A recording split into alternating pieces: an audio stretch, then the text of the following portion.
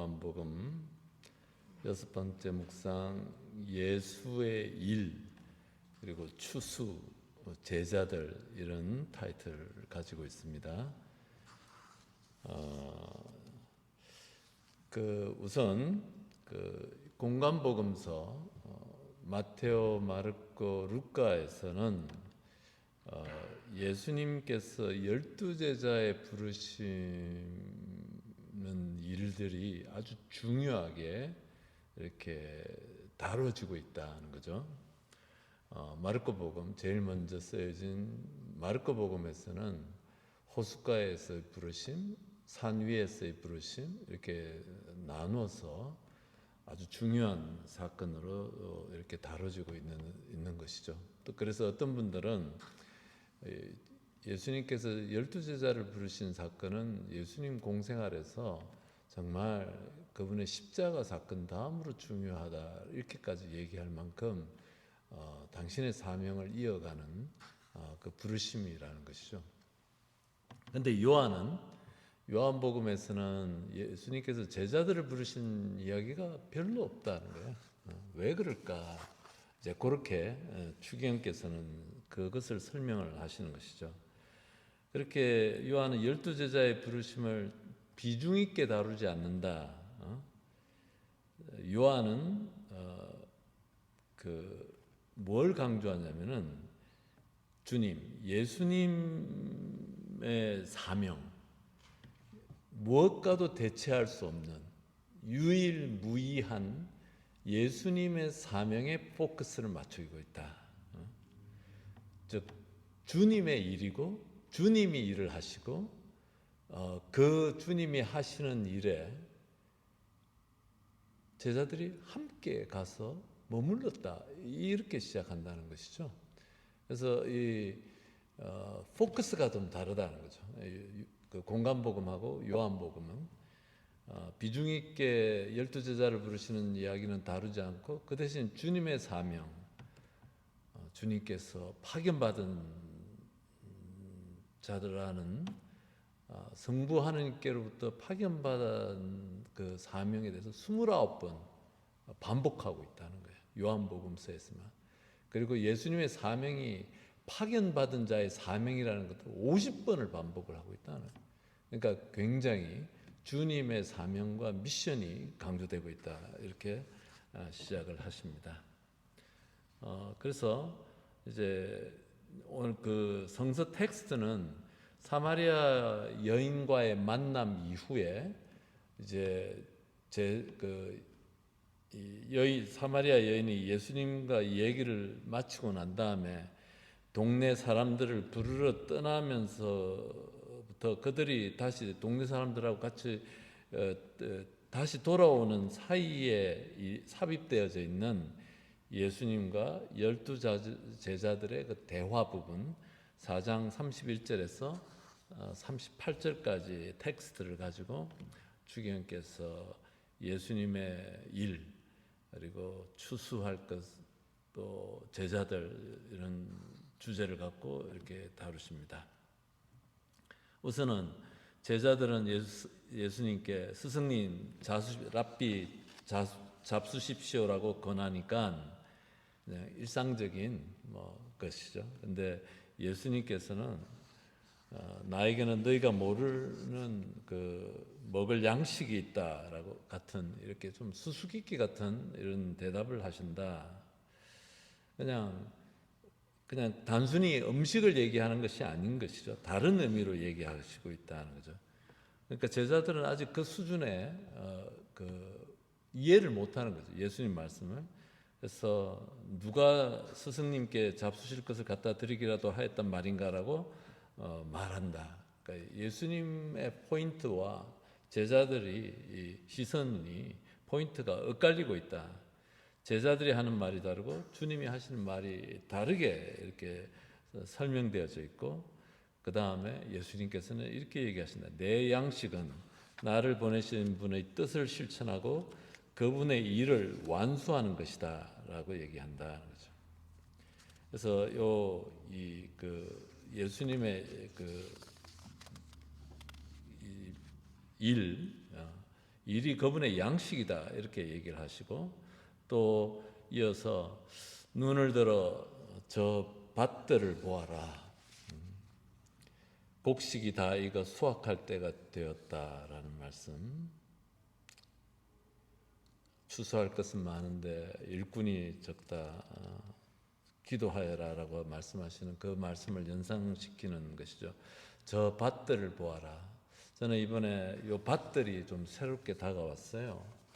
예수님께서는 무엇을 보셨던가? 이냐시오 성인이 그 영신수련에서 이 세상 안에서 태어나고 죽어가고 울고 불고 시집가고 장가가고 고통받고 어둠 속에 살아가는 이 우리 많은 사람들을 관상하라라고 초대를 하셨는데, 예수님께서 복음서에서 저 밭들을 보아라라고 우리 제자들을 초대하셨고 또 우리를 초대하신다. 그분의 사명으로 초대하는 것이고, 내가 그냥 나만 바라다 보면은 이 밭들이 보이지 않는 것이죠. 그래서 이 밭들 무엇을 두고 얘기하시는 것인가? 이런 질문들을 이제 주님께서 이렇게 하시는 것입니다. 그래서 저는 예수님의 일에 대해서 우리가 좀 얘기를 해보고 싶습니다. 예. 그래서 그 예수님과 제자들 사이에 거리가 있고 오해가 있고 미스언더스탠딩, 제자들이 예수님을 이해하지 못하는 거예요.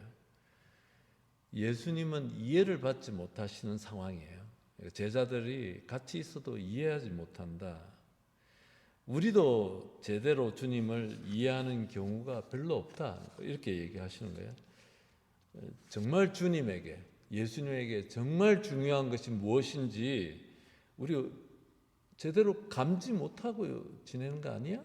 질문하는 거예요. 우리가 굉장히 중요한 거거든요. 우리가 평생을 정말 그리스도인으로서 예수님을 따르는 사람으로서 영성체하고 또 우리가 그분을 늘 마음속에 담고 살아가지만 정작 주님께서 바라시고 원하시는 것들을 감지하고 있나? 그분이 바라다 보시는 그 밭을 보고 있는가? 라는 질문이 자연스럽게 나오는 것이죠. 복음서에서 12제자들이 예수님과 포인트가 다른 거예요. 지금 이해하지 못하는 거예요. 따라가지 못하는 것이, 그 상황이 벌어지고 있다는 거예요. 우리는 참으로 주님께 있어서 중요한 바가 무엇인지 알지 못하고, 많은 경우에 우리는 우리에게 관심이 있어요. 우리에게 주님에게 관심이 없어요. 주님이 뭘 원하시는지, 주님의 기도를, 하느님의 나라, 하느님의 뜻, 그 이름 얘기하지만 주님께 중요한 바가 무엇인지 알지 못한다. 주님은 다른 일을 원하시는데 본인들은 딴 일을 주님께 내미는 경우가 흔하다, 이렇게 표현하시네요. 우리는 마르타처럼, 마르타의 신앙에도 여러 측면이 있는 거죠. 긍정적인 측면이 있지만 또 분명한 것은 주님을 집에 초대해 놓고서도 주님께는 흥미가 없는 것들을 장만하느라 부산을 떤다, 이렇게 표현하십니다. 주님의 관심은 딴 데에 가 있다. 주님의 사명, 그분의 양식이 있는데, 정말 너희들이 모르는 그 양식이 있는데, 관심은 딴 데 있는데 우리는 그걸 같이 바라다 보지 못하고 있지는 않는가라는 질문을 던지게 됩니다. 좋은 선의로, good intention으로 주님을 따르려고는 하지만 결국은 주님을 제대로 섬기지 못하고 내 방식대로 하게 되는 것들이고, 즉 예수님의 신비를 이해하지 못하는 데서 반드시 이 결과는 따라온다고 생각하는 거예요. 그래서 그분 안에 머무는 것이 그렇게 첫 번째예요. 우리는 우리 방식대로 그냥 주님을 섬기는 거지.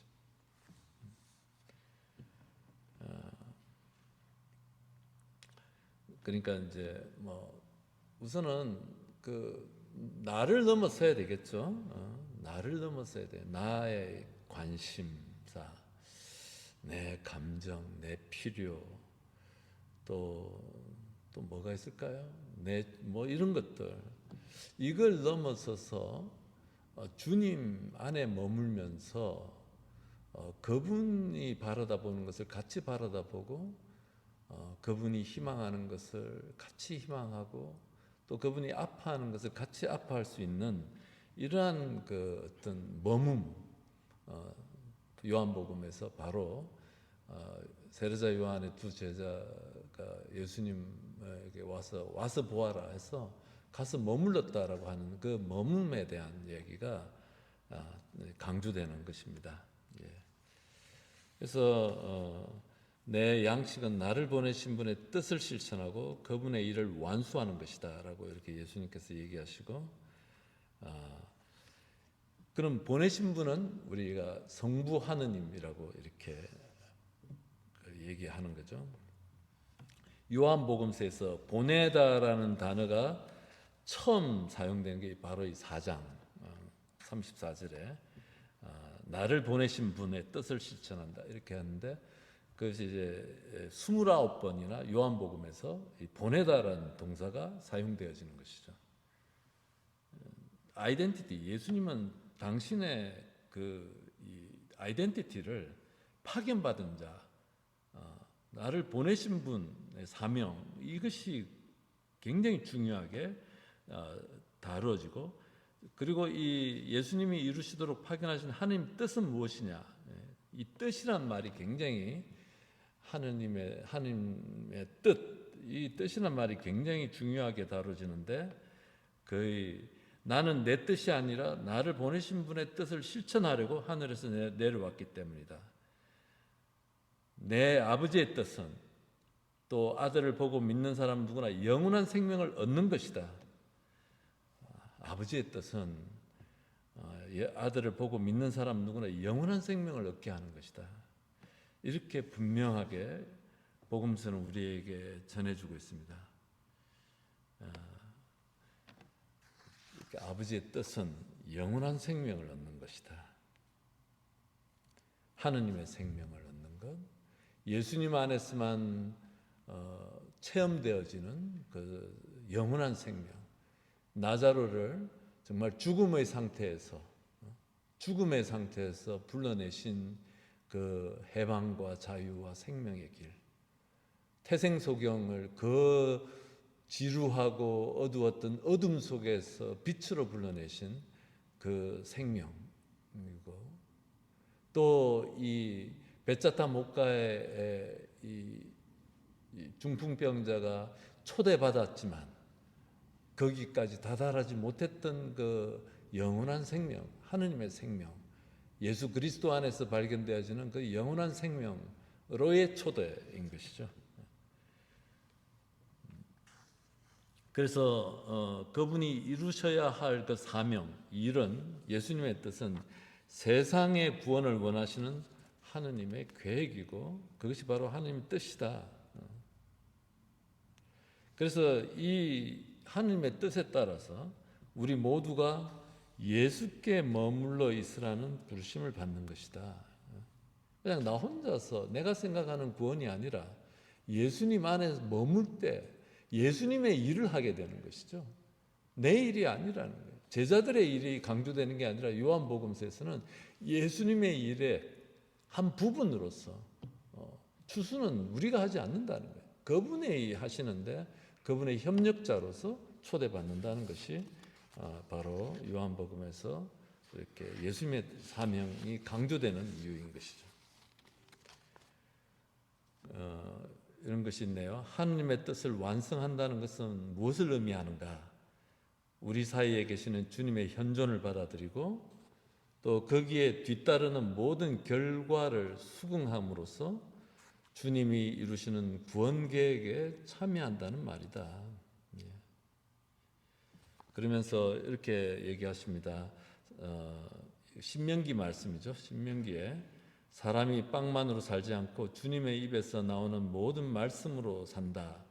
이것도 복음에서도 이제 신명기를 인용해서 이렇게 사용을 하는데, 하느님의 말씀을 듣는 일을 곧 양식으로 간주하는 이런 교회 전통, 구약에서부터의 전통이 있는데, 이것이 바로 예수님 당신 생명의 본질을 이루고 당신 삶의 을을 이루는 것이다, 이렇게 주님께서는 표현하십니다. 그래서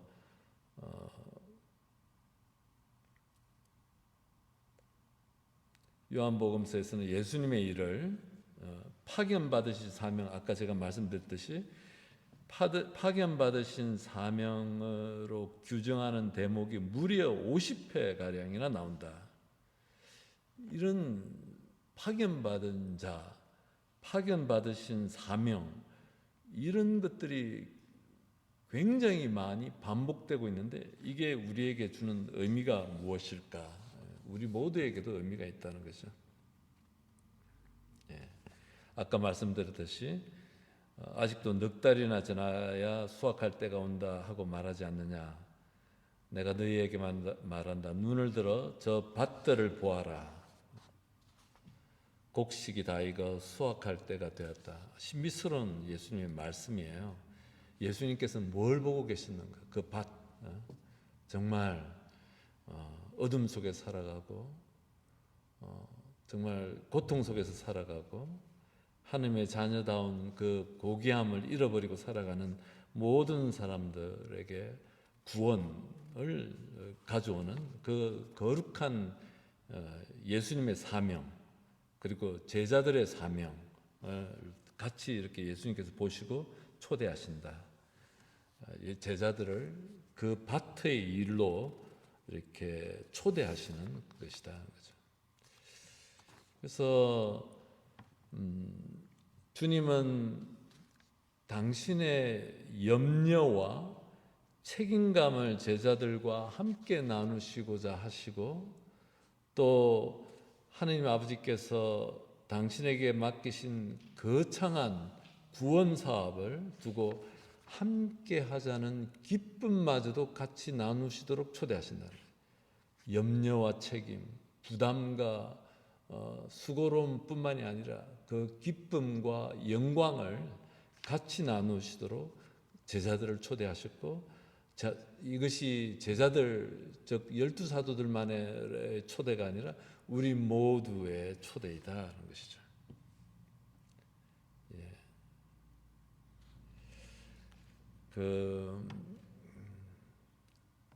그래서 이제 요 말씀을 주님께서 하셔요.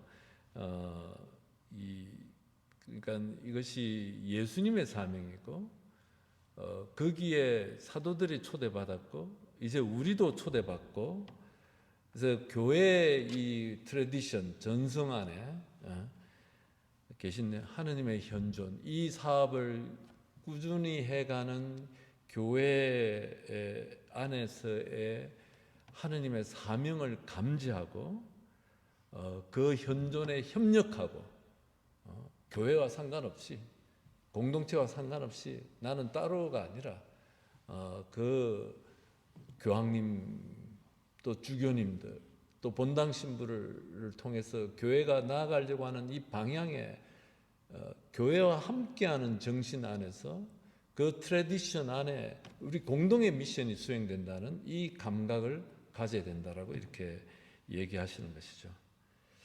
그래서 요새는 이렇게 자주 사용하는 것 같지는 않은데, 제가 처음 신학을 공부할 때 한 30년 이렇게 전에 그 시대의 징표, 이런 것들 굉장히 많이 교회 신학 안에서 강조가 됐었어요. 그래서 이 시대의 징표 안에 교회가 어떻게 응답해야 하는가, 이런 것들을 정말 산업혁명 때보다도 더 급하게 바뀌는 이 현실, 엄청난 도전 앞에 교회는 사명을 갖고 있는 단체예요. 그냥 와서 셀프 세티스팩션 하는 곳이 아니고 분명한 방향과 미션을 갖고 있는 데고, 우리가 주님의 사명에 협력해야 되는 사명이고 초대받은 것이죠. 그것이 우리는 세례 성사를 통해서 우리는 다 초대받은 것이죠. 그래서 이 시대의 징표 안에 정말 우리가 우리 주위를 둘러보시고 우리의 밭들, 수많은 냉담자들이 또 수많은 사람들이 성당에 다니지만 의미를 발견하지 못하고 있고 또 우리 젊은이들, 우리 아이들에게 정말 복음 하나 제대로 설명해 줄 사람 찾기가 쉽지 않은 우리의 밭을 우리가 직시해야 되는 것이죠. 그것이 어디서부터 그것을 풀 수 있냐면은 주님과 함께 머무는 데서, 주님과의 우정에서 그런 역량이 나오는 것이죠. 이것이 안 일어나면은 다른 것들 그냥 다 행사로 끝나는 거예요. 저는 교회 안에서 최소한 수도자로 살면서 34년, 5년 동안 너무나 이런 것들을 많이 봤어요. 일회성 행사들을 너무 많이 봤어요. 그래서 좀 정말 교회가 그렇게 되지 않았으면 하는 그런 간절함을 갖고 있습니다. 그래서 그 복음의 마지막에 보면은 사마리아 여인과 마지막에 사마리아 여인이 이제 마을에 가서 사람들 데리고 와서 이제 그 마을 사람들이 이런 말을 합니다.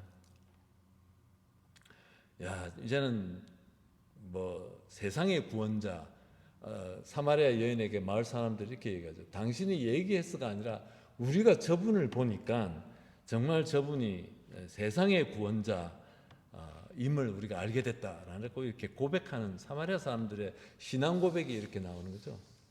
세상의 구원자라는 표현은 복음서에서 여기에서만 유일하게 나오는 거예요. 이방인을 넘어서서 유다인을 넘어서서 이 온 세상의 구원자, 즉 여기서 이제 그 주기현께서는 그 우리 신앙의 보편성에 대한 얘기를 해요. 우리가 갖고 있는 카톨릭의 보편성, 나만 기쁘고 즐거우면 끝나는 게 아니고, 나만 내 감정에 막 와서 뭐 이렇게 익사이트 되고 끝나는 게 아니고, 모든 세상의 구원자의 그분이 가지셨던 그 미션에 초대받은 나가 참여하는 그 미션에 대한 얘기를 하는 것이죠. 그래서 우리 신앙이 보편성을 갖도록 모든 사람에게 정말 구원의 빛이 될 수 있도록 우리 신앙들을 갈고 닦고 또 신앙의 동기도 순화해야 되고, 그래서 모든 사람들에게 빛이 되고 생명이 될 수 있도록 우리가 노력해야 되고, 그렇게 하기 위해서는 우리가 서로 도와주면서 성장해야 되는 것이죠. 그냥 어느 날 책 한 권 읽고 가서 그것이 일어나지 않기 때문에 우리가 이렇게 나누고 발표하고 여러분들이 쭉 책 읽는다고 고생하시는데, 그것이 다 그러한 것들을 그런 과정이 없으면은 사람들 앞에 가서 말 한마디도 못하게 되는 거예요.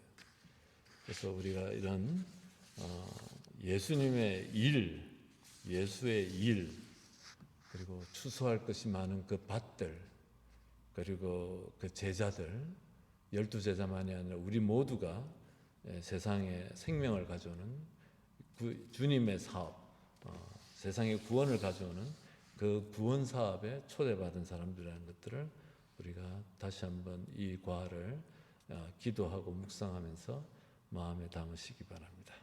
하겠습니다. 성부와 성자와 성령의 이름으로 아멘. 주님, 저희들 안에 당신을 향한 갈망을 심어주시고 당신이 가지셨던 그 사명을 저희들도 마음속에 소중히 간직할 수 있도록 저희들을 이끌어 주십시오. 영광이 성부와 성자와 성령께